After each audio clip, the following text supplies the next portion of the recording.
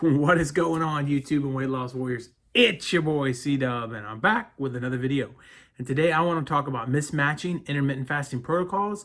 But before I do that, I just want to take a second to say thank you for clicking on today's video. If you've never done that before, my name is C-Dub. I lost 125 pounds using OMAD and intermittent fasting. And I just want to let you know that I started this channel to help you out with tips, tricks, knowledge, and ideas that I learned along the way in my journey to make your journey easier and smoother.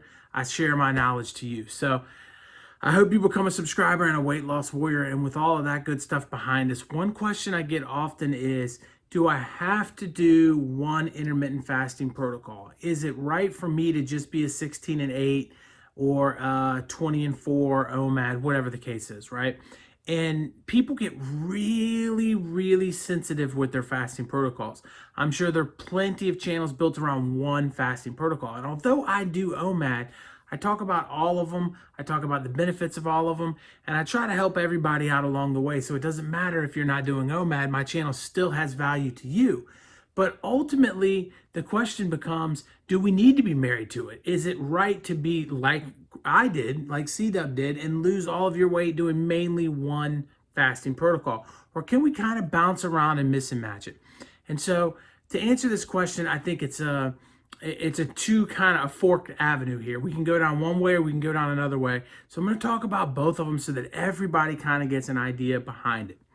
The best part about intermittent fasting is flexibility. And so if you're going to take the intermittent fasting and make it even more flexible, and you're disciplined to a T and you can grind it in the right direction, you can mix and match all your fasting protocols and have a lot of success.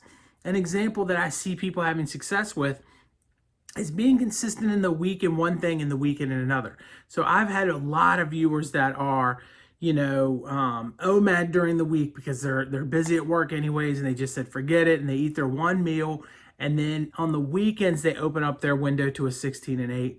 I've seen a lot of people that do that kind of thing, and it doesn't have to be exactly that way. That my wife, for example, does a 20-hour fast every single day of the week, and on the weekend she does more of a 16 and 8. So it really just depends in that situation on how you want to do it, but it is still consistent in that situation. It's still something that you're committing to for 5 days, and then on Saturday and Sunday you kind of throw that out of the window. Now, people have done that for a long time and had a lot of success. Another example, again, I've brought this example up. I brought her up on YouTube the other day. Kayla Cox. Kayla Cox has Monday through Saturday in an OMAD window, and on Sunday she has breakfast with her family because it's something that they've always done and she felt was important. So that's a 6-day, a week OMAD, and then a 1 day, and I'm sure she's in a 16 and 8 kind of schedule on that day too. I don't really know, but at the end of the day, it's still some consistency there. So yeah, I think you can, and there's many different ways to do it. And you can even look at me and say that I did it because I skipped a day of eating, which is alternate day fasting, during mine. So I did OMAD for 6 days a week and I skipped 1 day of eating. So that would be an alternate day fasting kind of situation added to OMAD. So you could do it every other day, 16 and 8. You could do it every other day, warrior diet, or even an every other day OMAD. You can do so many different combinations that it's really infinite, and you could do that, but I would suggest that you write it down on a calendar and you stick to it. Or if it's simple, you could take it in kind of just like a 5 and a 2. You don't have to write that down. It's pretty easy for you to navigate and understand on your own. It's not really a whole lot of extra put into that, so you could easily get that going. Now, the darker side of it, when you go into fasting without a set plan, and you're just kind of like, hey, look, today I'm feeling a 16 and 8. Tomorrow I'm feeling, an OMAD, and you just hop around a lot. There's some problems with that. And I've seen people over and over again that do this. They say, listen, I do intermittent fasting, and then I get to know them, and they have a very sporadic schedule. Almost all of them struggle. And that's the thing that I want to make, a little bit of a caution to you, that you don't want to be struggling through OMAD. So I've seen people that are 2 years into it that still struggle. and they kind of have a plan that's willy-nilly. You know, they wake up one day and they're feeling the 16 and 8, and they get on the scale and they're like, uh-oh, I'm going to switch to OMAD today. And then they get upset with themselves and they get hungry and they break their fast at the Warrior. And then the next day they just blow it because they're angry at the day before. And then they get off completely for a couple of days. And then they decide to come back and they do the 3-day fast. And they, you know, try to get their weight back down. And they just jump all over the map. And they never really have a full-fledged plan, a sit down and say, okay, this is what I'm going to do and how I'm going to attack it.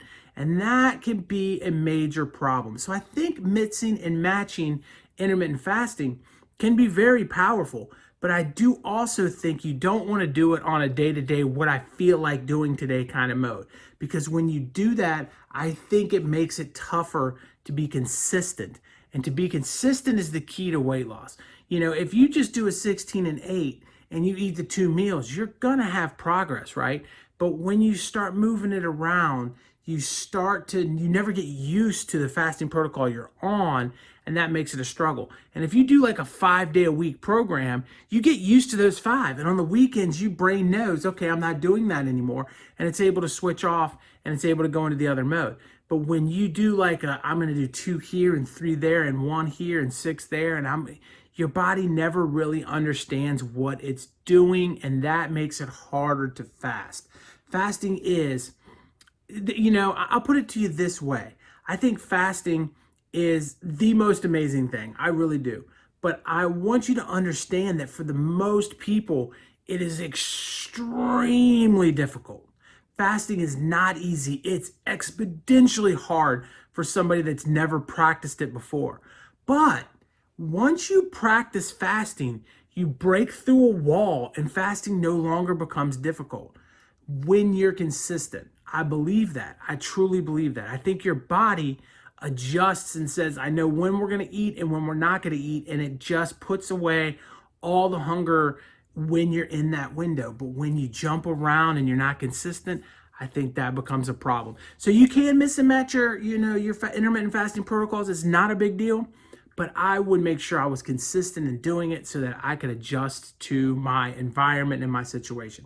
So I hope that this was helpful. I appreciate each and every one of you for clicking on it. Right here's a video I think you're going to enjoy.